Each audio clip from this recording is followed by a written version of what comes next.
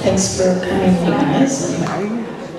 Listening to this breakout session. I'm Sharon, my friend Sherry, and we have been friends a long time.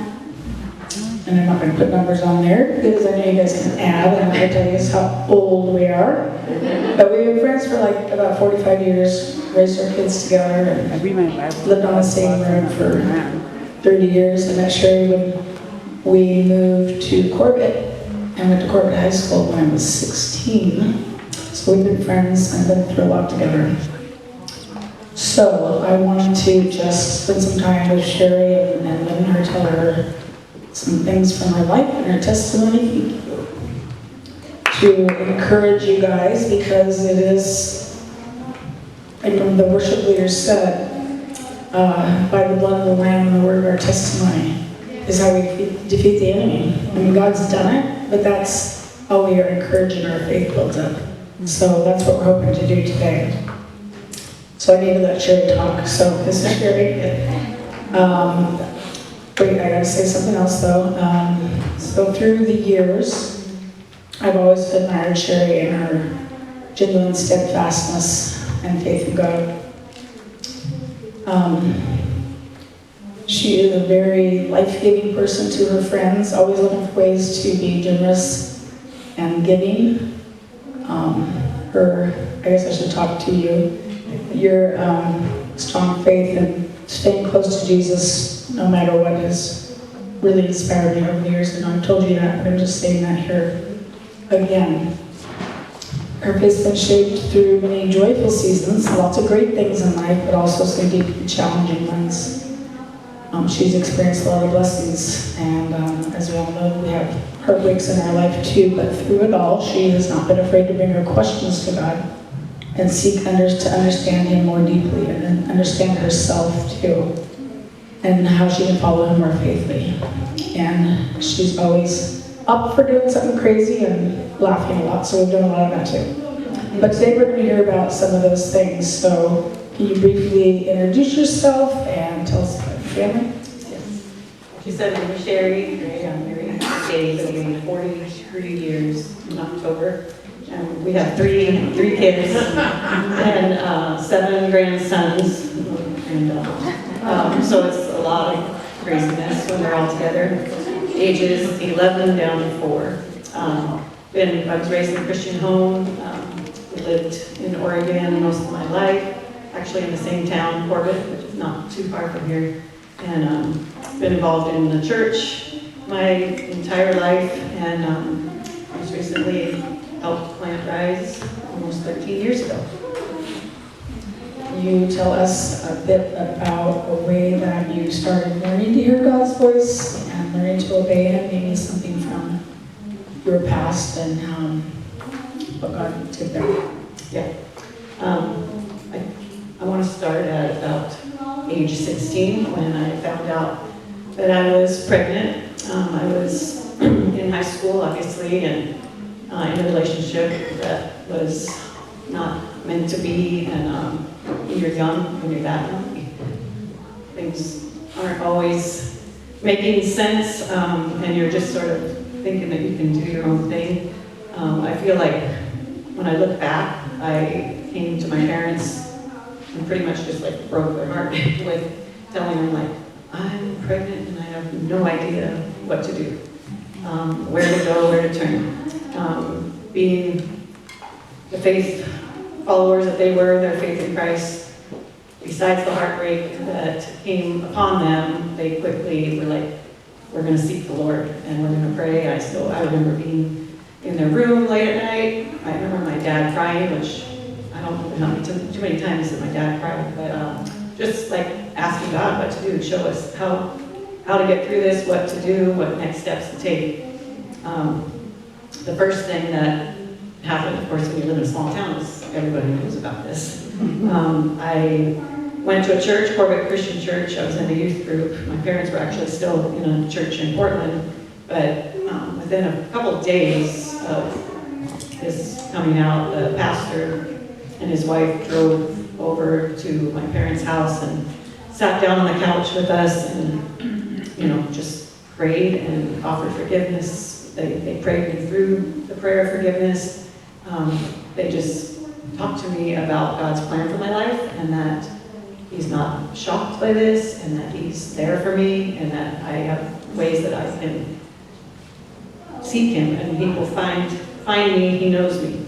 The big thing I remember is they read Psalms 139, the beginning of it, verses 1 through 12, and I just want to start with that today. It made a huge impact on my faith. It says, "O Lord, you have searched me and known me. You know when I sit down and when I rise up. You discern my thoughts from afar. You search out my path and my lying down, and are acquainted with all my ways. Even before a word is on my tongue, behold, O Lord, you know it altogether. You hem me in, and behind me, and before me, and you lay your hand upon me. Such knowledge is too wonderful for me. It is high, I cannot attain it. Where shall I go from your spirit? Where shall I flee from your presence? If I ascend to heaven, you are there. If I make my bed in Sheol, you are there. If I take the wings of the morning, and I dwell in the uttermost parts of the sea, even there your hand shall lead me, your right hand shall hold me. If I say, surely the darkness shall cover me, and the light about me be night. Even the darkness is not dark to you. The night is bright as day, for darkness is as light with you." And I just remember a very vivid moment of feeling that God did have me, and no matter what was to come, what decisions I made, He was with me. He was going to walk with me. He was going to walk with my parents. He was going to guide me. So was there a time when you felt like God was speaking through someone? Can you tell us about that? Yeah, I mean, obviously we've heard today that God speaks through His Word, speaks through people, speaks through music, speaks through all of our surroundings. He's at work all the time. And this was a big example of this. There was a woman named Pat, and she lived probably a half hour from our house. She did not know us, but she said, well, God told me to come over here and tell you my story. So my mom, let her in, and we sit down and hear her story. Was about when she was 16, she got pregnant, and her parents had sent her away, and she ended up giving up her daughter for adoption. And she just said, I just feel like I'm supposed to come and tell you about this today and tell you that it's not, you would be okay. Like, I am okay. God is restoring this adoption that I went through. Like, it's not, actually God thought of adoption. He adopted us as sons and daughters, and it's not a wrong thing. It's actually something that He uses. And I remember having just this thought, like, I'm supposed to give this baby up for adoption. But everything in me and my parents was sort of like, no, that isn't right. Don't you just figure it out? And quickly the boyfriend I had at the time was out of the picture. And I was just sort of left to make this decision, and prayed and asked God, like, what am I to do? And I always came back to, you're going to walk this process. You're going to walk this process of adoption, and I'm going to be with you. Great. So tell us what other ways during this time, because you said you were young and trying to figure things out. Very difficult situation to be in. To understand that Sherry was a very popular gal in our little town, and it affected all of us. So people were watching and thinking, well, what is a little Christian girl gonna do? And so what did you do? Another story of someone who was in the church that I didn't know that was her job, but she worked for a whole adoption agency, and that is mostly, they do international adoptions through, like, bringing Chinese babies to America. And, so it was sort of out of her, her field, but she said, if you want to choose this, I will walk with you through this process. And you actually, as we pray and as we meet, you actually pick out the parents, even though you don't know their name or their location. You pick out things about them. You pick out possibly like their jobs or their faith background. And anyway, so I did walk that process with her. Her name was Ruth. It was just, I think it was a time for me that, I don't know, I felt very young, but yet I felt God leading me that way. It's hard to put like your finger on how that all works out, but I kept knowing that God was in the process of this, and I ended up choosing a family that I would give my child to. And that is like something where you don't fully get the weight of that until later. And that's going to be part of that. But what I remember is thinking, like, I believe I want to do a closed adoption. So I wrote like a letter that would be sent to him when he was 12, and I did not want to interrupt someone's life. I wanted him to have the very best that he could have with his family. So in that, I just processed. Sometimes I would think, oh, I'm sure that's him. I just saw him. I would be in all these situations where I'm looking for this person, this child. God did the work on my heart, and even in meeting my husband and like sharing, I was shared with my kids, this is what I went through. I was very open about it, but yet it was a closed adoption. Sharon was there for me every March 1st. That's his birthday. And we would talk about it. My mom and I would talk about it, cry about it. I felt like God was with me through every step of this.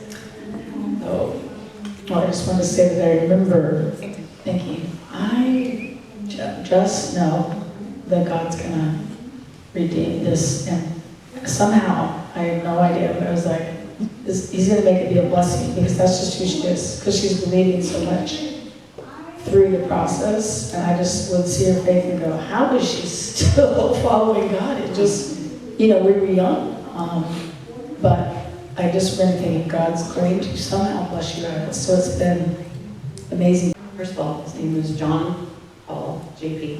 And I ended up meeting him 8 years ago.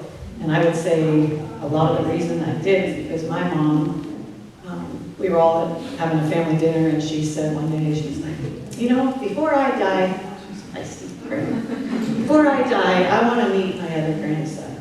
Because when I get to heaven, I want to know what he looks like. I was like, okay. Anyways, we're all there hearing this, and in my mind, I'm like, yeah, closed adoption. Oh, I don't know, but it was starting to stir, like, okay, that was till he was 18. Maybe there is something, like maybe the internet's all wide open, you can do stuff. So my first thought was, well, Hope Adoption Agency is who helped me. I'll reach out to them, and I did. And they were like, oh, that's 37 years ago, but we do have an address. It's for his mom. So I sent a letter, and then they sent a letter, and fast forward only 2 weeks, and we were like talking on the phone all the time. He got the letter, and his mom's like, yeah, there's a letter here from Holt for you. Are you adopting a baby, JP? He's like, I'm not even married. Anyway, so he ends up driving to his mom's house, her name's Kathleen, getting the letter and realizing it's his birth mom, who then, like I said, they said, take it slow. That didn't really work. Anyways, in 3 months, him and his fiance, Heather, were on a plane up to see us. And we look back now, and I forgot to tell this in the first story, but they got here at night, and then we drove them straight to the coast. Well, if you go through the Tillamook forest and it's pouring down rain, and you're with strangers, Heather was like, his fiance was like, you could be kidnapping us right now. They did not know, like, they just trusted too. Like, they were like, we want to come meet our family. So I look at it now. Which is awesome. Yeah, day driving too. So, but there's so much more to that story, because every year we've been able to visit them. They either come up here, we go down there a couple times a year. And then he got married, and I was able to I got to sit with the other 2 moms at the wedding, like, what's going on here? That's a miracle. That's God's way of, I don't know, yeah, redemption. And then immediately on her honeymoon, she got pregnant, Heather, and they had 2 boys, John and Henry. So it's a full circle redemption. Is he saved? He is a strong Christian. And his identity, I think the biggest part for me, because when I prayed for him growing up and knowing he was growing up, was that he would know his true father, since he doesn't know. So I place those things back in God's hand and know that he's he was watching over him. Yes. I think too, just one of the things we said at the end through that was like just the timing of all the things, because it had been 37 years. And so the timing of your mom saying, oh, I'd like to, God putting that on her heart. And then JP just had gotten engaged, which before then he said he probably would not. He was like, just going to leave that. But of course the wife's like, or the, his new wife is saying, of course you want to know. I want to know. We want to know. So yes, for us women, having to know all the details. And then, so that timing, and then your mom got to see him, and she is now passed, but she got to spend some time with him and get to know him. And so that whole timing is God for sure, God all over it. Yep. So can you tell us, thanks for sharing that. That's a lot. Remember, can you tell us about another time when you grew through something that you really had to listen to God and what He taught you through listening and hearing, obeying? Yeah, this, it's sort of like, it's not my story, it's my son Tyson's story. But I asked him, I said, 8 years of helping you and watching you through addiction changed me. Can I share a little bit about that? And I was like prepared for him to say no, because he's a pretty introverted, quiet person. Right back, he texts, he's like, yes, you can use my story of recovery if it helps give hope to anyone. And so I was like, okay, I'm sorry, I'm going to talk about you. But it's actually about me, because I don't know if there's people in the room that have either struggled with addiction themselves or watched a loved one go through it, but it really wrecks you. Lots of fear and anxiety that you sort of ruminate. He started after high school drinking and using marijuana. Sometimes I would know about it, most of the time not. He went off to school, and it was more of a private thing for him. It was like, I think it was, he wasn't like going to bars or trying to do that. It was just like his roommate would tell him, like, I don't know, he's just by himself a lot. And, I think he's using marijuana every day and everything. So I remember thinking, oh my gosh, what is this? I wasn't like introduced to any of that growing up, or even in high school. I don't remember being around a lot of people that did. So it was new to me. He then, at age 20, had a wakeboard accident in which he bumped up his knee pretty bad and was given oxy. Dove right into those pills, and when that prescription ran out, went straight to heroin from like a dealer. So those things are like, as a mom, you're just like, what's going on? A very vivid moment I had was a call from the police when he was first arrested for possession. Possession. I seriously, both Dave and I were very naive to any of this. So it was a big hit to begin to think, this is going on, and then you think, well, I'm going to fix this. Like, you're going to come home and you're going to not use this stuff anymore, and you're going to get better, and anyways, that doesn't work. I feel like it was, like I said, it was about 8 to 9 years of rehabs, relapse, and then recovery. And then rehab, relapse, and recovery. The reason I share is because for me as a control freak, I was realizing like, I have to learn how to navigate this and ask God for His help, because it's something that's, I don't have to control. And even when you're a kid, you can, enable them and love them almost too much. But I remember also one day He put on my computer screen the whole schedule and meetings for Al-Anon. I was like, what's Al-Anon? If you've heard of AA, you've probably heard of Al-Anon, for those who are trying to help someone that's addicted. It was not very fun to go to those meetings. I got sponsored, which was great. She walked me through a lot of things that I wouldn't have known about, but it was also, it's a dark world, but yet in it, I remember one meeting that both my son and I went to together for addicts, and we came out of there and we're like, that was one of the best church services I've ever been to, because everyone was so dang honest. Like, there was no cover up. They're just like, this is my life. And I don't know, it was like something I felt like I was supposed to learn about. like, this is what humanity, they suffer. Like, we suffer, we get addicted, and you need to learn about this. And you need to realize that you can't control other people's actions. So that was hard, but it was also a time where I was depending on God and growing and asking Him for help on a minute-by-minute basis. I'm going to fast forward a little bit, because even in his recovery/relapse, he met a girl. And of course, they're like, when you're in recovery, don't take on new relationships all of a sudden. We're like, oh, here they go. And this girl was 5 years younger. I think she probably had some of her own addiction things, and pretty quickly he's like, I'm going to marry her. Mom, are you going to support me? And I was like, everything in me was like, no, but yes. I was in counseling at that time. I was asking God for His direction on how He would walk alongside of your child who maybe is going to make a decision that you wouldn't make. But then I look back at my own life, like, I had things happen too. My parents were there for me. There was that unconditional love. In their marriage, I think she thought she would fix him too, but quickly he fell back into drinking. And at that point, it got pretty bad. And within a year and a half, before he found out he was going to be a dad, he was drinking probably daily. But it was, like I said, never at a bar, never with people. It was all like in isolation. And it was really depressing.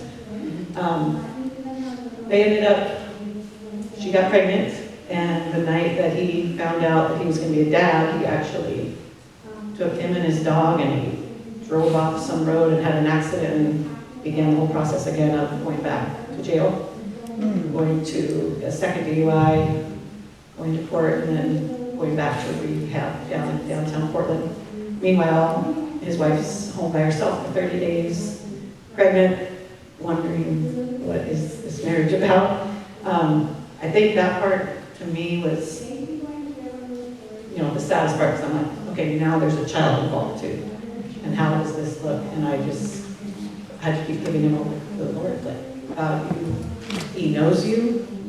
He's walked away, but He also, I know His heart is good. It was for you.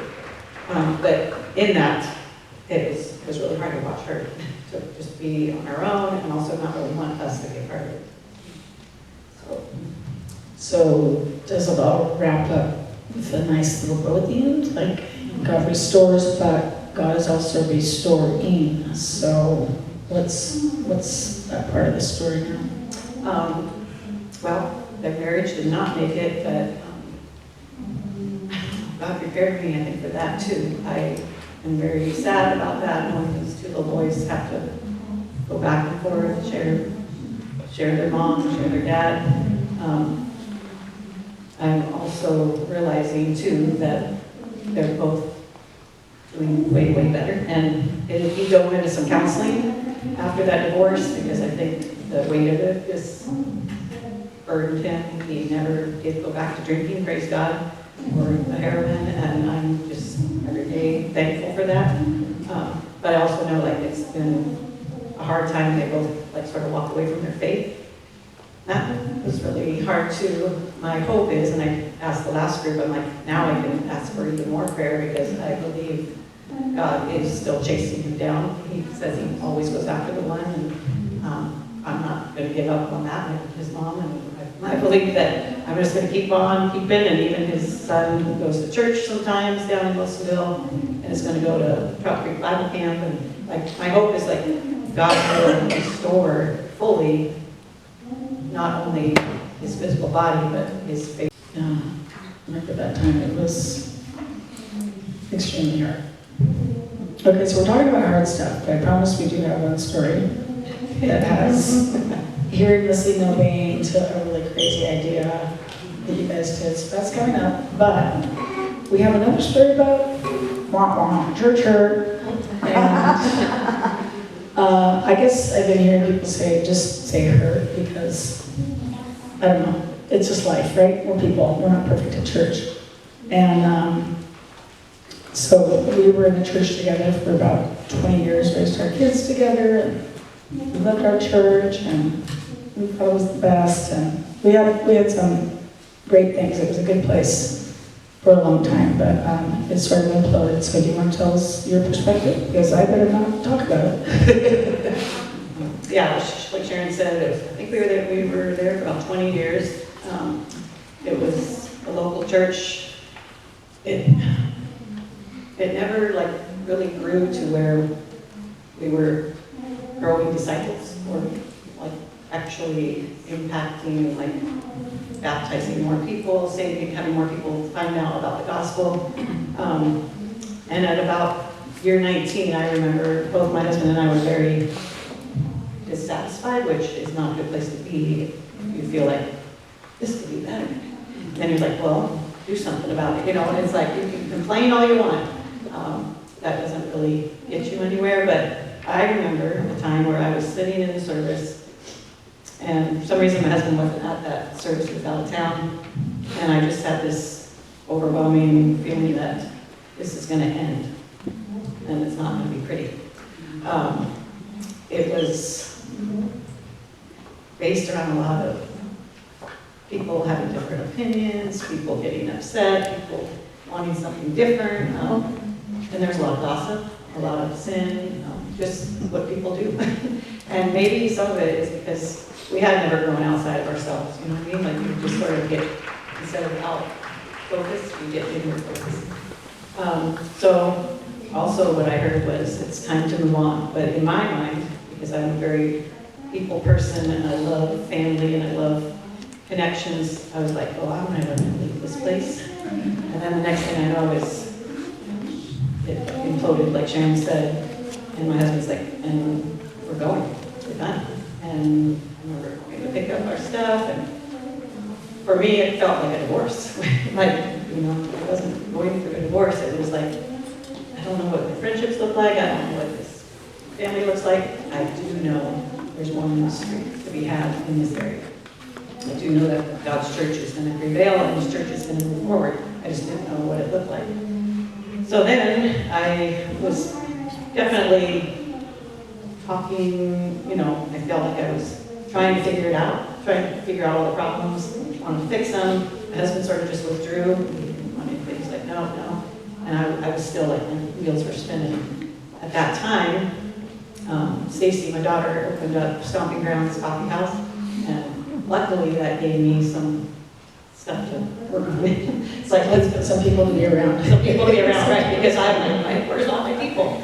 But I do remember at the time, I'm just like, I just want to be in the back, because I kept thinking like, what's next for the people of God in this area? Like, what's next? Is there going to be another church? So anyways, that's where my mind went. But I wanted you to share too a little bit about what you had done, a coffee shop. Yeah, it's funny because, like I said, our church was starting to kind of do the thing that imploding and all that, and Stacy was looking for a place to open a coffee shop, and she was looking down at somewhere around Belmont and Portland, and just was trying to get together with people that had coffee shops that would sit down with her and just talk about business, and no one would answer her.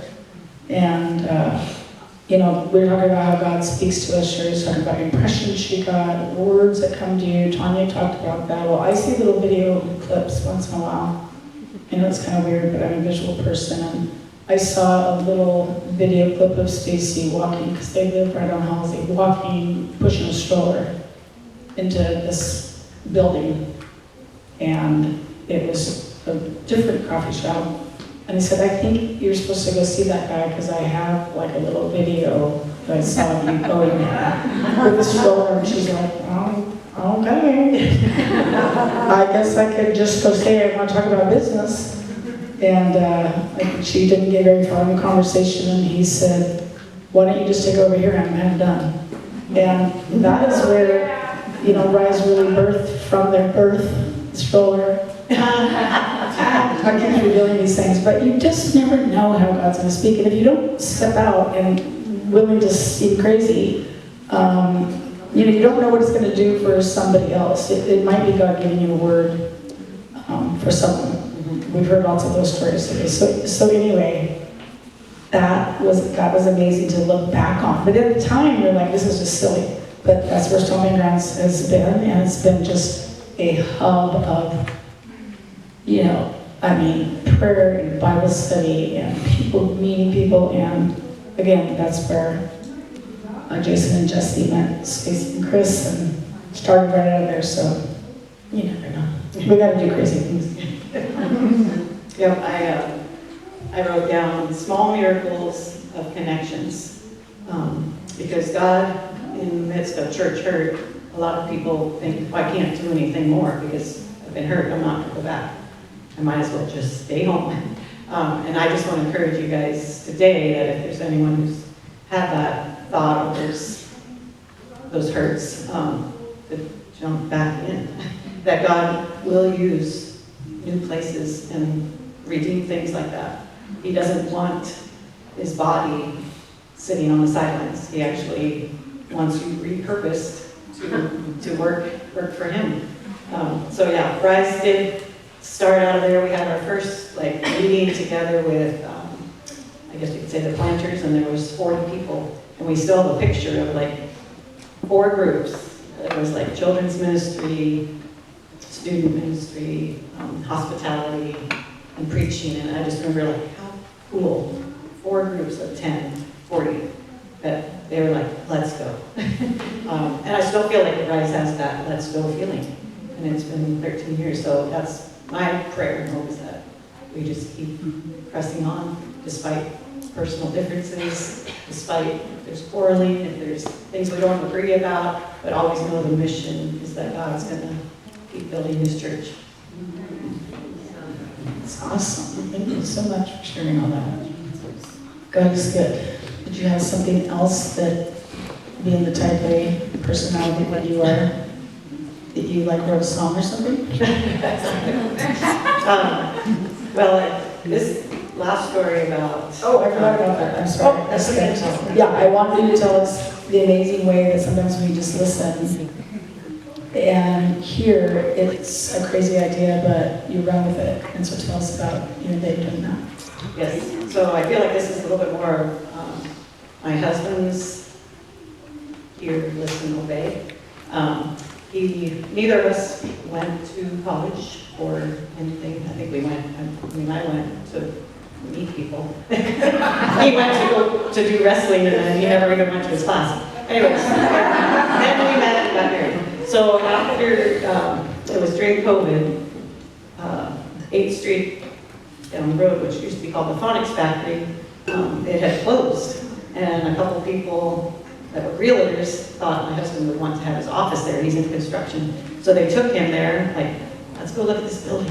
Okay, so he goes and looks at it, and he was like, this does not need to be office space. This needs to be a school. Look at all these rooms, this is amazing. He ended up coming home and he's like, I think, would you want to start a school? And I'm like, what are you talking about? I felt like when Tanya shared a little bit about, I'm going to go do foster care. It's like, what? I'm not equipped to do this. You don't really have to be equipped all the time. I think some of us probably think too much, but he met with a mentor then and said, hey, what would you do if you wanted to put leave your money to something?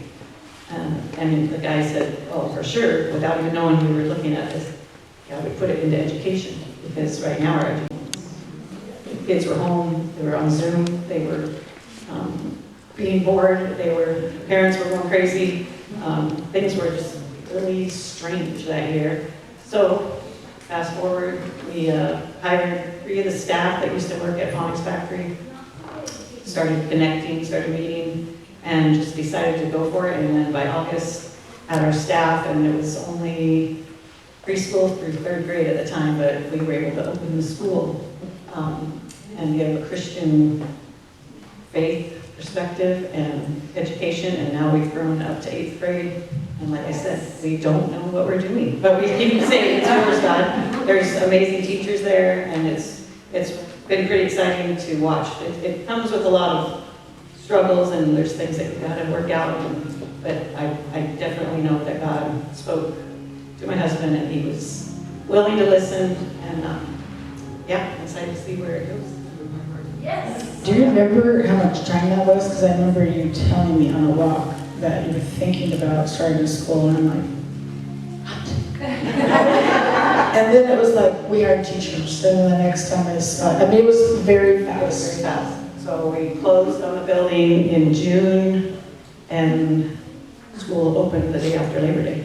So that kind of was fast. It was quick, but my husband does things like that. He's a risk taker, and he just was like, nope, this is what we're doing. So it's great. I remember you just saying, I don't know what we're doing. I don't know what we're doing. It was like July, I don't know what we're doing. And I was like, but like you're starting the school, yeah. So that's amazing. Thank you for sharing that. And then I was just thinking for everything you shared. It's really good to see a personal testimony of just what God's doing when we are watching for Him and listening for Him and moving forward. Yeah, I was gonna, in preparing my testimony, I was playing a tune on the piano that was stuck in my head, so I wrote it out, and it's my version of Psalm 139 that I read to you earlier, because it was such a pivotal point in my faith when I was 16. It was the truth of His word through song.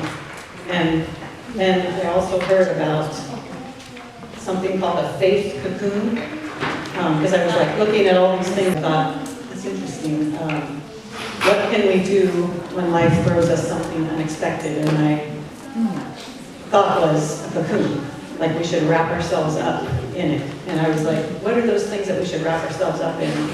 And it was the Word of God, worship music continuously, and also letting only faith-filled voices come into our heads.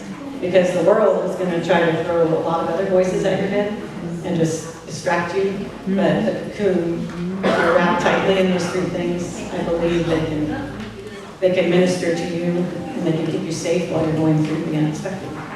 So if anyone else needs some words, I wrote this song. It's just, like I said, it's Psalms 139, sort of paraphrased in my own words. We'll have some time afterwards for questions if you guys want to chat a little more. Do we have one? I gave one. If you got more than one in your hand, please pass them in order. You need some over there? Okay. Here. Okay, more.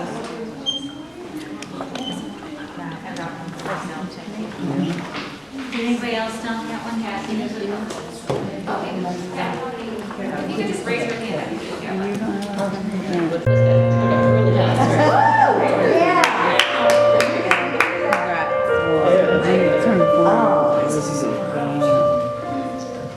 Also, I want to thank Sharon and Tanya for asking me to share, because I feel like I sort of quit like putting words to music, and then this really inspired me to do that. So it was a gift to me, because it's part of my the way I connect with God and hear from Him is at the piano. So.